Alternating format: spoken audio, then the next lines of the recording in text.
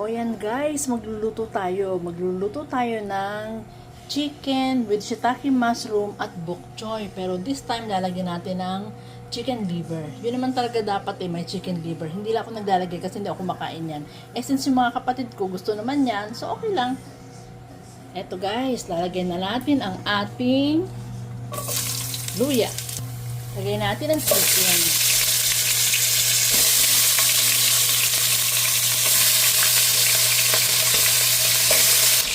Lagay natin ang shiitake mushroom. Ayan guys, lagay natin ang ating liver.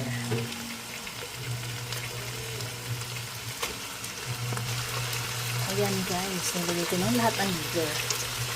Lagay natin ang bok choy. Maraming bok choy.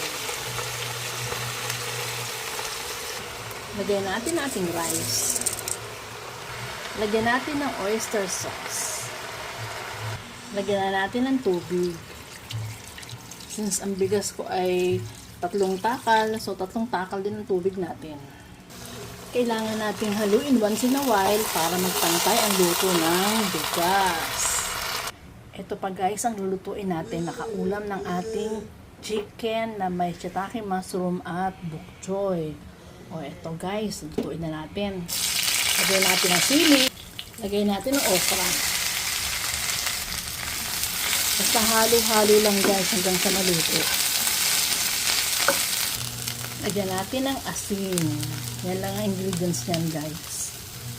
O yan guys, luto na ang ating okra. Lagyan na natin ang ating dilis.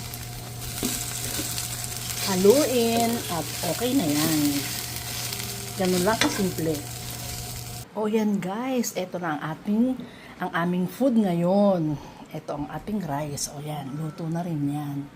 O ayan guys, ito ang food namin ngayon at napakasarap. Kakain na kami. Bye! See you next time. Thank you for watching.